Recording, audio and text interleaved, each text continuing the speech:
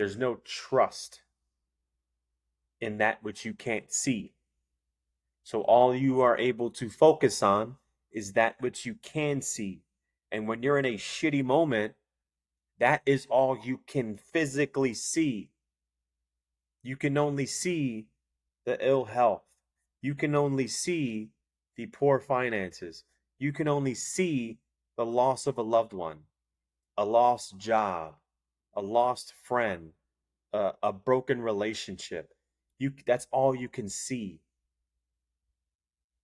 because it's there in front of you.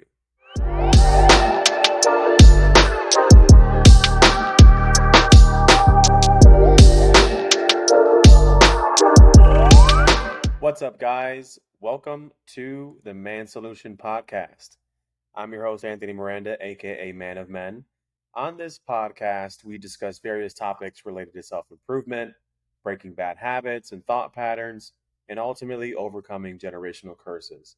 If you're a man struggling to become the best version of yourself, then this podcast is for you.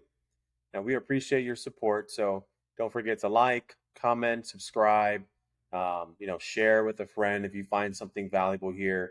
That really helps ensure that you help spread our message. So, this is episode 11. As you can see, I'm somewhere different.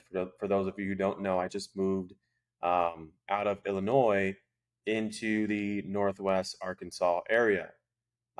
So, been very busy with that.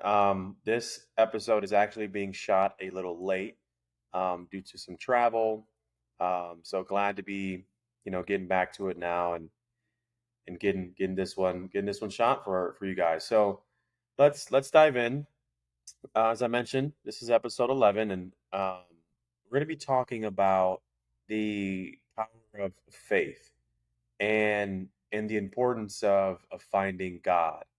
Now, similar to other episodes about our beliefs, I'm not here to tell you what to believe.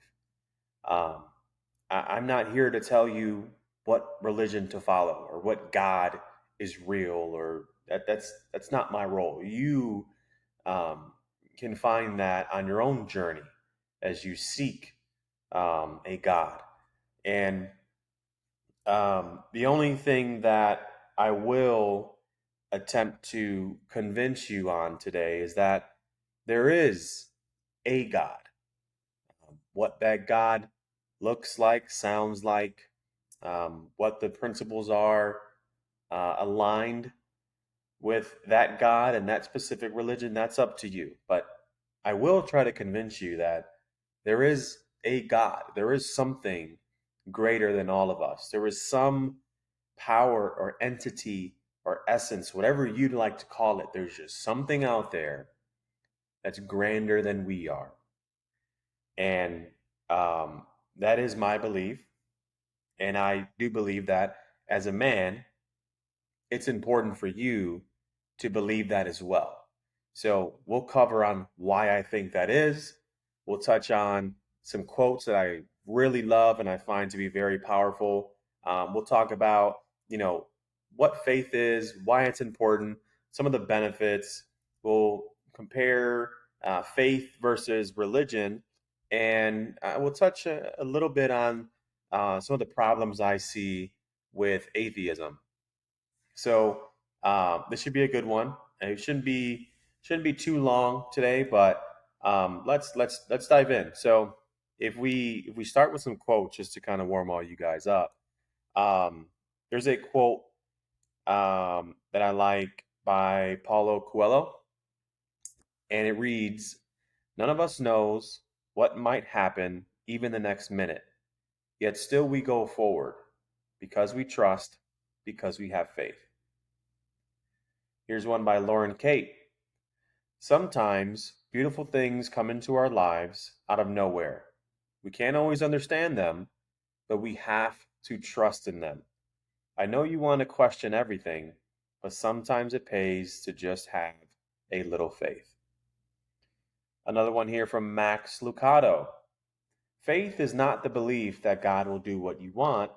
It is the belief that God will do what is right." That one's very powerful. Soren Kierkegaard.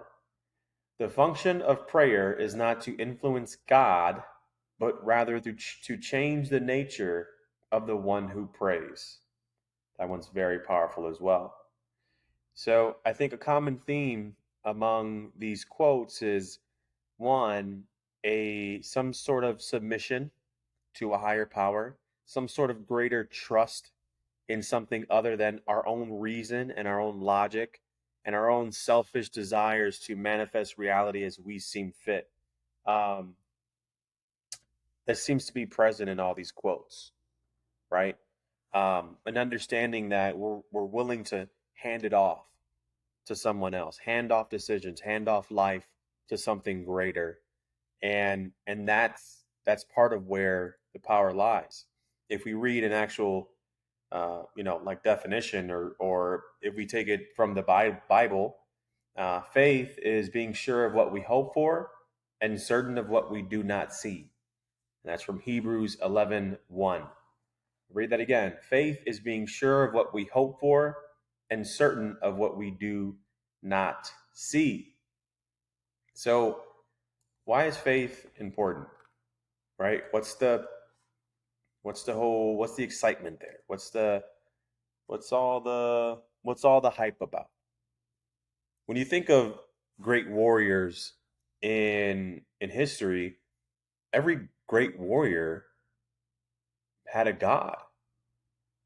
It's really what drives them during those times of war and strife and suffering. It's their God that drives them. It's a complete trust or confidence in someone or something. That's faith, right? Now there's tremendous power in being able to submit to something you can't see, with a firm belief that your situation is going to turn out for the better, or better yet, that you were intentionally placed in this shitty situation you're in for a good reason. Now that's faith. That's trust. Growing up, my mother used to take me to these like catechism classes. Was a CDC? I don't remember CDC. I don't remember the name or the acronym, but basically you go to these schools and you study the Bible and you study Scripture, and it's very boring. And they attempt to explain some of the passages to you, and you go and you get baptized, you do the whole nine, and I remember absolutely nothing from that time period outside of just doing this stuff. I don't remember anything significant that I was taught. I don't remember anything that brought me any value because I was just kind of numb to the situation. I was just bored and trying to get through the day so I can get out and go play, right? So that's as a really young kid. As a teenager, of course, your ego really starts to set in and develop. So I started telling myself I was an atheist.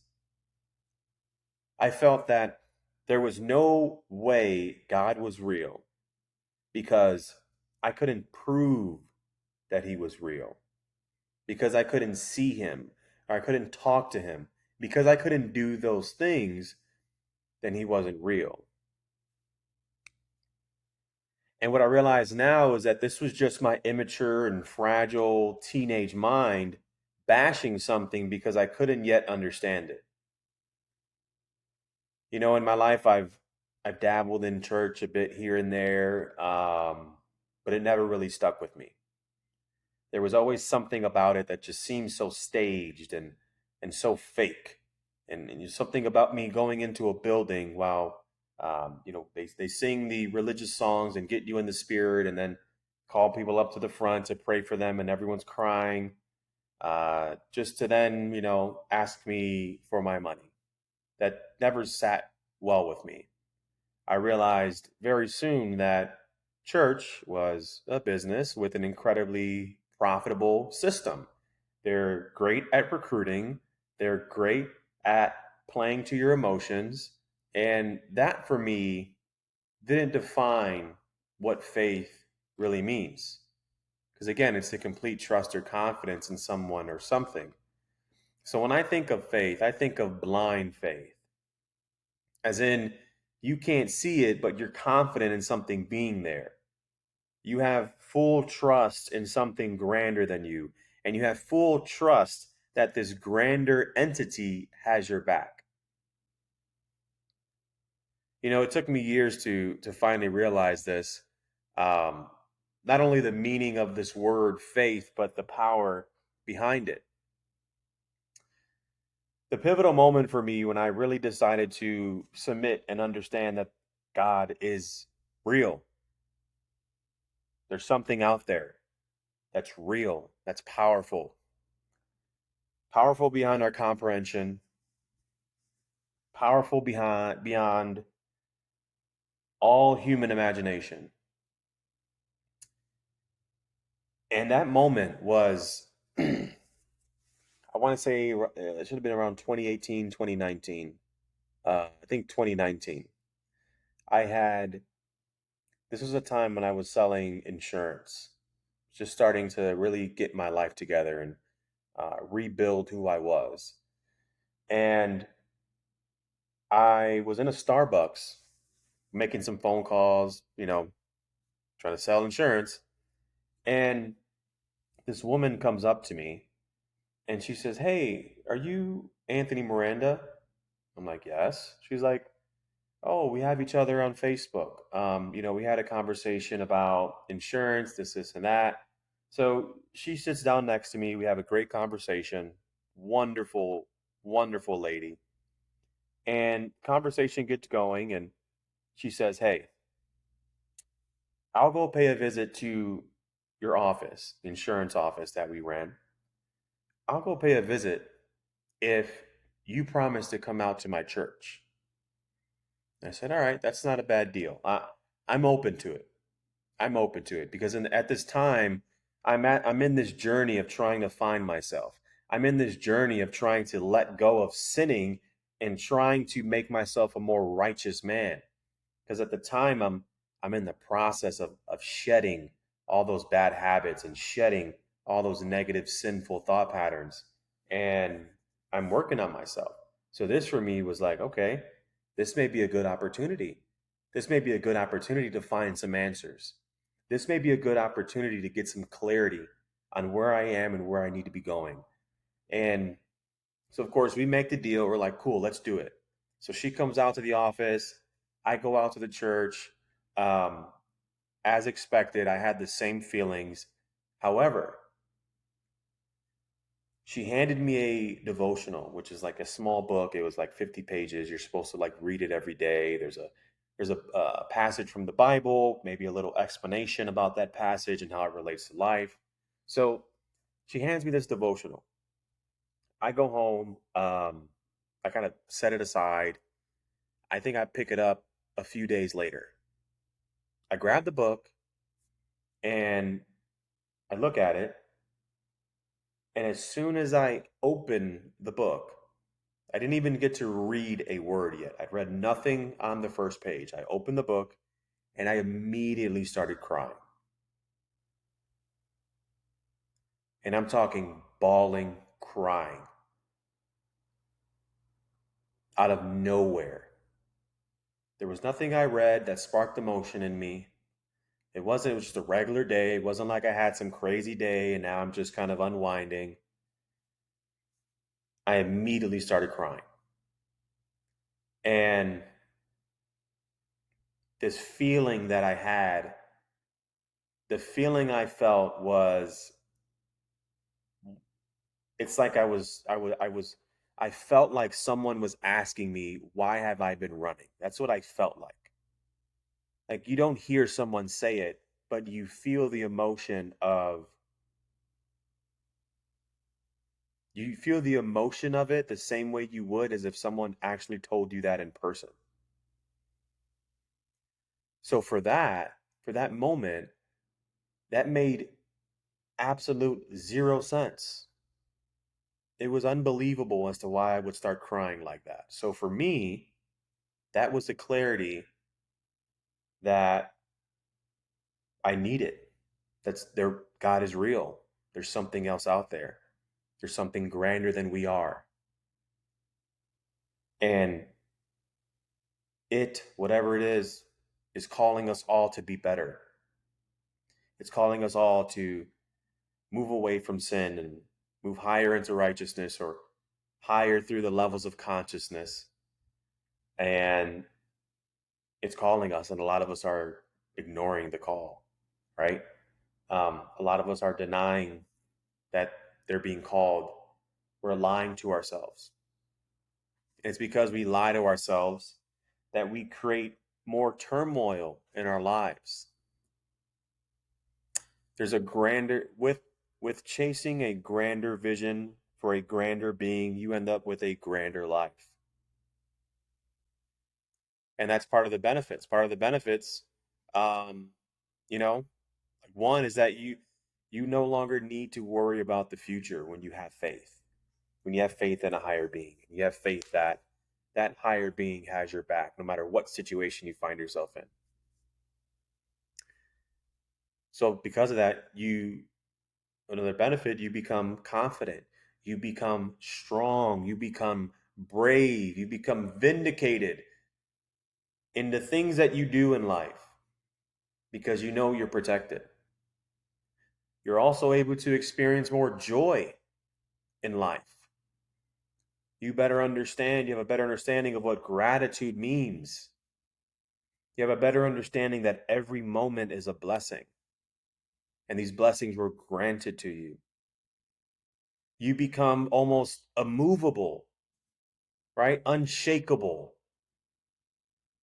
because of your beliefs, because you believe that no matter what circumstances you find yourself in, this situation was designed to make you better. This situation was designed to challenge you so that you can grow. That way you can grow and develop and build a better life for yourself and your family. With a belief in something greater than you, you begin to experience miracles like the one I experienced by opening that book. Powerful things happen that are unexplainable. Miracles happen that are unexplainable. Amazing things happen that are unexplainable. And once you learn to accept that some of these miracles are blessings, then you start to receive more. You start to receive more because now we're starting to really believe these things. And again, your beliefs create your reality.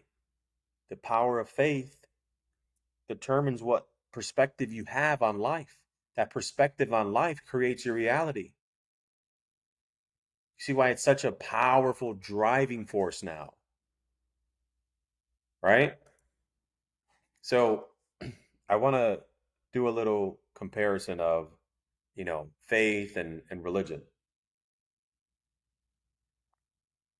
Sometimes these words may be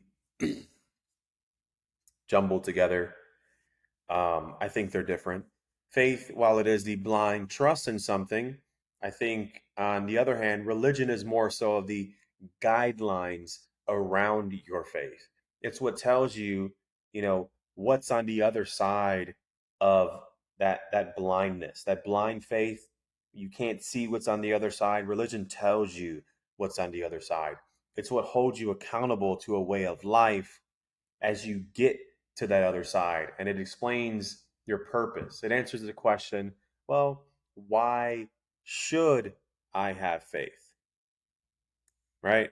I'm here's the thing. I'm sure most of us fall on a huge spectrum when it comes to our beliefs. So um I'm really just here to get you to understand why it's important to have faith as a man, and why it's important that if you haven't started going on that journey of finding, you know, God and finding the faith that you choose to ascribe to, finding faith in something grander than yourself, this is me telling you to start that journey. This is me, if you're falling off the wagon a bit, this is me telling you to get back on. And if you are already on that mission, on that journey, keep going. Keep going. Now, when we think of blind faith, right, what immediately comes to mind is like the Greek gods or the Nordic gods, right? Because um, these religions were, of course, different in the fact that there were multiple gods.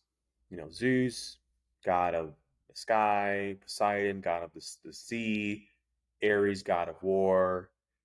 Um, you know, Nordic gods. You have Tyr, the god of war. Odin is the king of all the Aesir gods. You know, so there's different gods for different entities. There's different gods for um, different essences and energies and concepts within side of society, within side of the world. So, you know, long before advanced science, we would, as humans, would name certain things, elements, or values after these gods. So we've always created these ideas and religions around things we can't understand or control.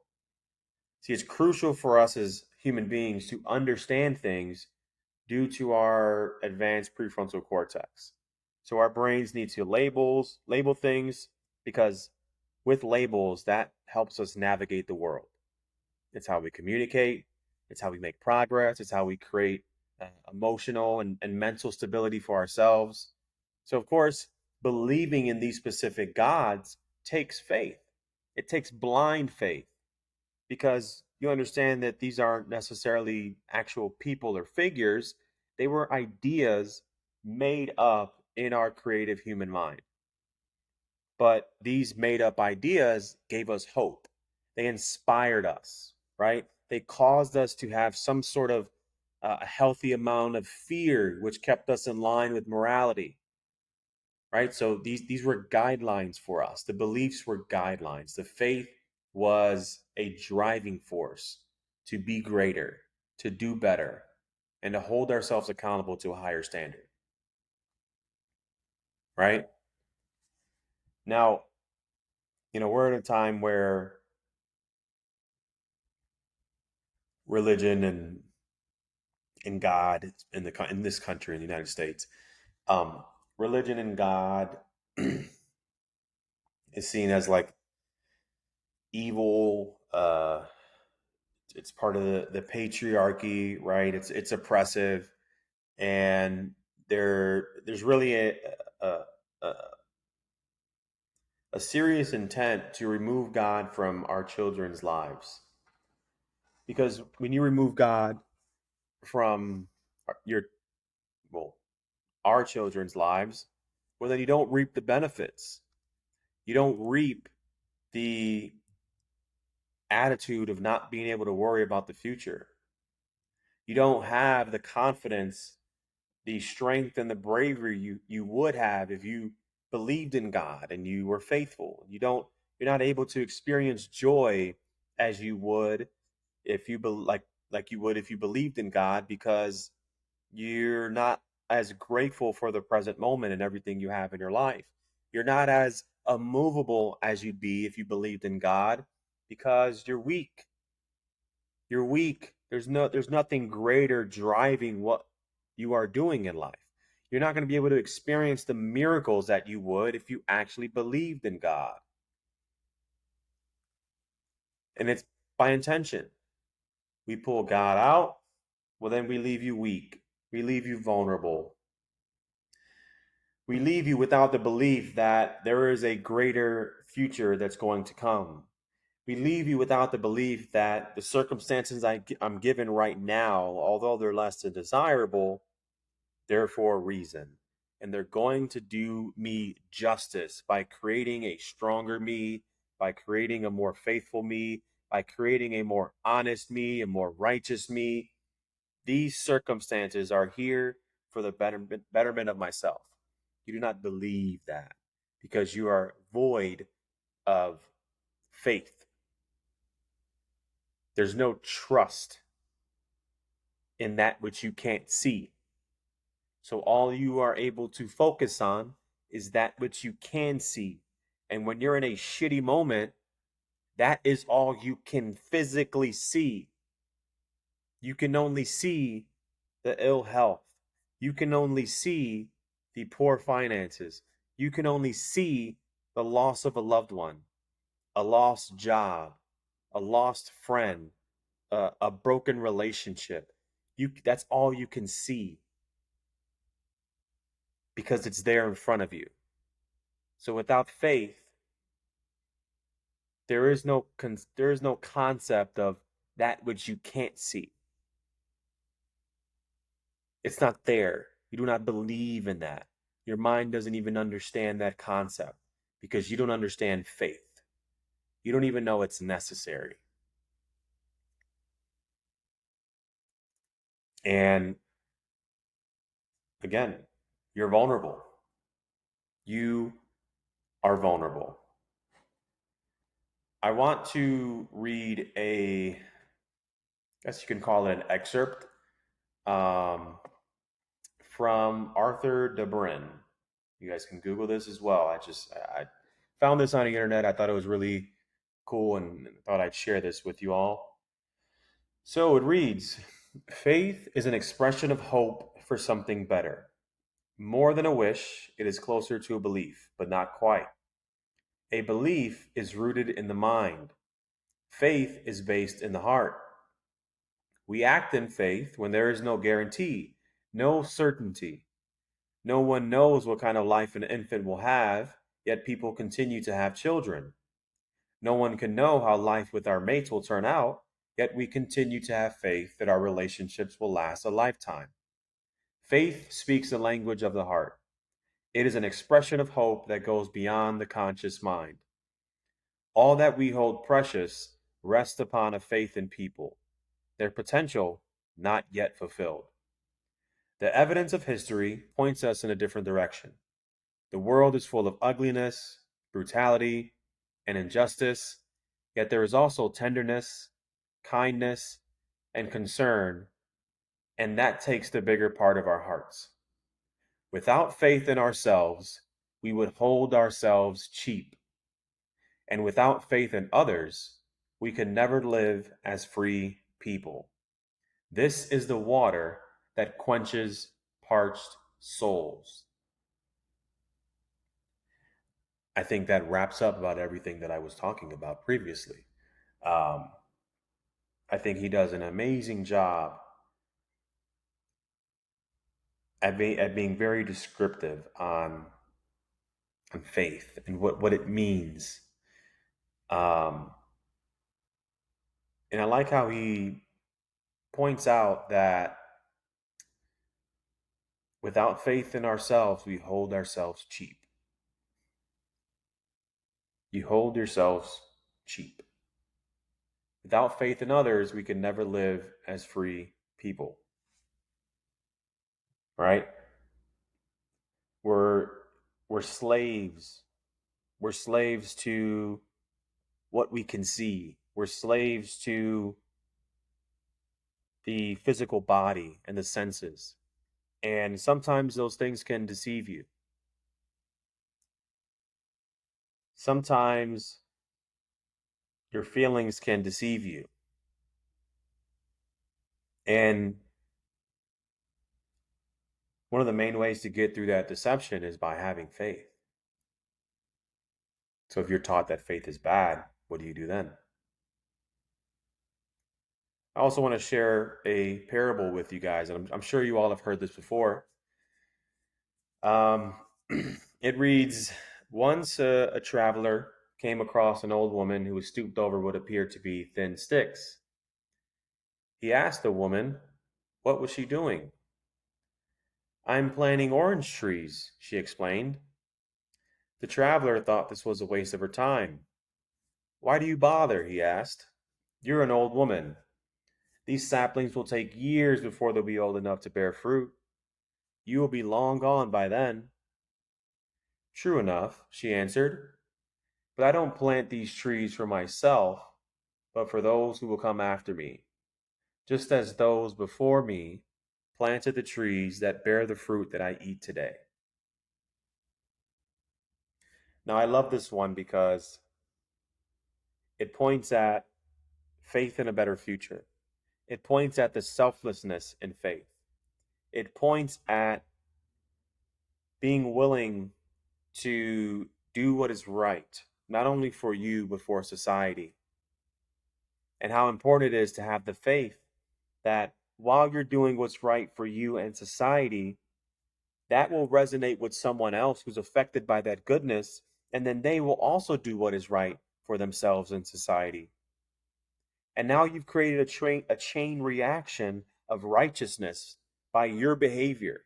But that behavior was rooted in faith. Without that faith, that behavior probably doesn't happen. Could it? Sure. But will it? Probably not. And this is the problem with atheism. You know, we live in a society today where atheism is pushed very hard due to a myriad of reasons. Part of it comes from the perversion inside of many of our religious institutions. So people and society are shunning religious institutions due to some of the people inside of the institutions that give the institutions bad names. And this is something that I've had to understand as well, as I had to separate the religious people from God. For the religious people are not necessarily God. They are doing their best in some cases to represent what God means for us. But again, they are human. Therefore, they are filled with sin. We all sin.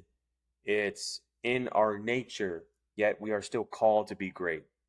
So, judging God based off of what a sinful human being has done just shows a lack of understanding. And I've had to come to learn that.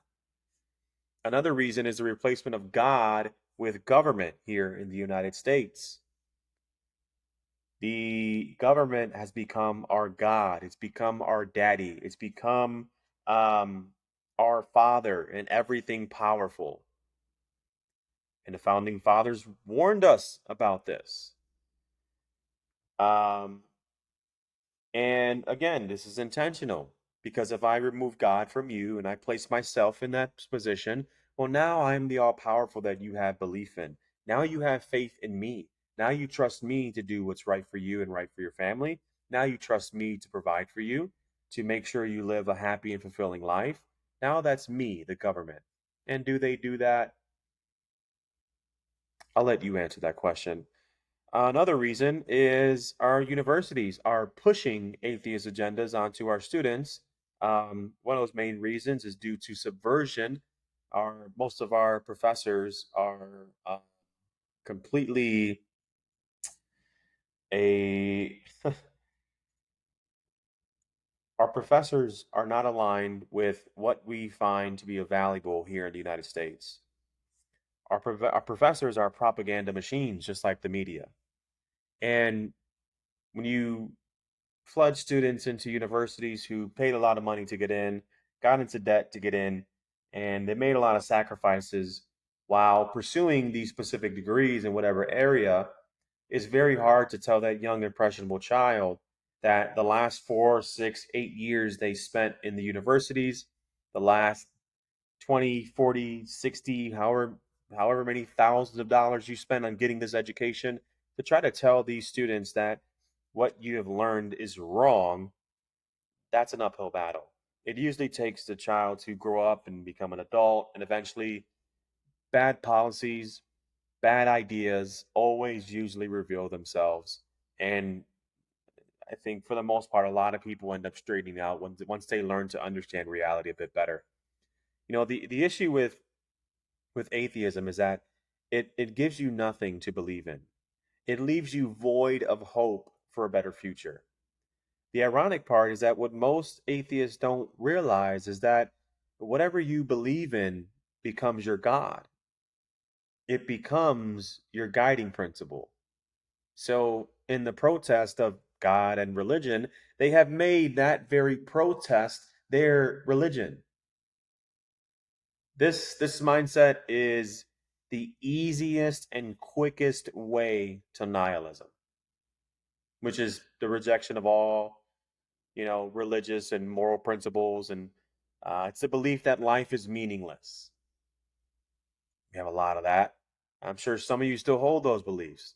Totally fine. Again, this is my call to you to start the journey of finding faith in a higher power, finding that the belief that God is calling you higher. He's calling you to be better. What people don't realize is that the the government wants you this way because they know that when you lack faith, you lack strength. So then you're weak. And they know you don't believe in that better future. And that gives them power over you. It it ensures that you won't have the faith in your heart to fight back, right? It takes faith to stand up to stand up for what's right. It takes faith to truly stand on your integrity as a man, because you have to believe that what you're standing up for is right, because you understand that by standing up for something, you risk a lot. You risk embarrassment. You risk being shunned. You risk being ridiculed. You risk, in today's age, you risk losing your job. You risk losing friends and family. There's a lot at stake today for standing up for what you believe in. There's a lot at stake for standing on your integrity. So, in order to do those things, you have to have faith that what you are doing is the right thing, and you have to have faith that that right thing is worth everything else that's at stake. That's faith. The blind trust in something. It's being sure of what you hope for and certain of what you do not see, from Hebrews. Remember? That's the power of faith. It gives you that North Star to always aim for, to keep you centered, to keep you grounded, to keep you aligned. So, again, wrapping up here. This isn't me telling you what religion to follow, what God is real, what God you should believe in. But understand there is a God. There is something more powerful than you and I. There's something more powerful than all of us. And understanding that that thing is calling us to be better. It's calling us to live a better life, to live more righteous, to move away from sin, to move up through the levels of consciousness. That God is here to grant us miracles, to give us gifts and pull those gifts outside of us so that way we can give them back to the world and make this world a better place. The very God that made me break down in tears from opening a book and not even reading the first word in the first page.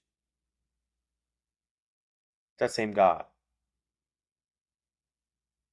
Now, I encourage you all to start that journey, because although you can't see yet what that journey will look like and what you'll be promised, I know you can see the pain that's right in front of you. I know you can see the turmoil right now that currently surrounds your life. I know you can see the disdain for your current position. I know that's very clear. And what can grant you some peace of mind, what can give you a state of being where you're operating out of gratitude, is a faith in a higher power, is a belief that what you are going through, that what you have been through is for a good reason. And it's teaching you things. Things that you need to create a better world, create a better self, and ultimately solve yourself. So, men, that's all I got for today. Again, if you find value, share it with a friend, like, comment, subscribe, share with the family member, coworker. Uh, Let me know what you guys think. Let me know what you found valuable from this episode, and I'll see you guys in the next one. Peace.